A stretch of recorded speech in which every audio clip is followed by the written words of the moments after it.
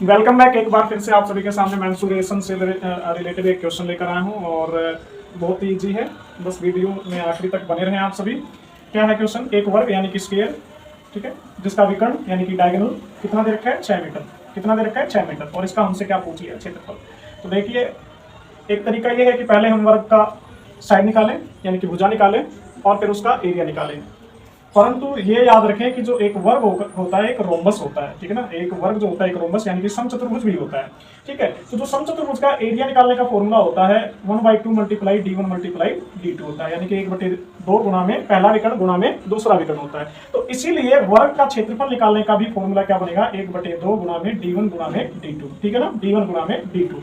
तो आपको पहले ये बता दूं कि जो रोमस होता है यानी कि समचतुर्भुज होता है उसके विकर्ण बराबर नहीं होते, लेकिन जो एक वर्ग होता है उसके विकर्ण बराबर होते हैं। तो बराबर होते हैं तो इसका मतलब है कि हम सीधी सी बात इसको लिख सकते हैं d स्क्वायर बटे में 2 लिख सकते हैं। क्या लिख सकते हैं? d स्क्वायर बटे में 2 लिख सकते हैं। तो d स्क्वायर यानी कि 6 गुणा में 6 और बटे में 2, 36 का आधा कितना हो जाएगा? 18, यानी कि आंसर क्या आ जाएगा? 18 मीटर स्क्वायर आ जाएगा, ठीक है, 18 मीटर स्क्वायर आ जाएगा, ठीक है।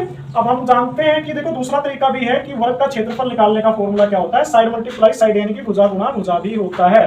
तो उसके लिए तो भुजा चाहिए। अब हमें पता होना चाहिए कि जो वर्ग होता है उसका विकर्ण निकालने का फॉर्मूला होता है √2a।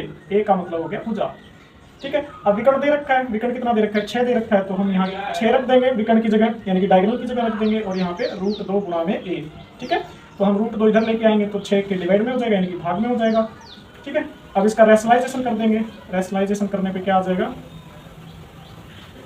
6√2 बटे में 2 आ जाएगा। 2 से 6 को भाग करेंगे कितना आ जाएगा? 3, यानी कि कितना आ जाएगा? 3√2। इसकी भुजा आ गई। अब जैसा कि मैंने कहा कि इसका क्षेत्रफल निकालने का फॉर्मूला, वर्ग का क्षेत्रफल निकालने का फॉर्मूला भुजा गुणा भुजा भी होता है। तो भुजा कितनी है? 3√2, यानी कि 3√2 की गुणा कितने से करनी है? 3√2 से। तो 3 और 3 की गुणा कितनी हो जाएगी? 9।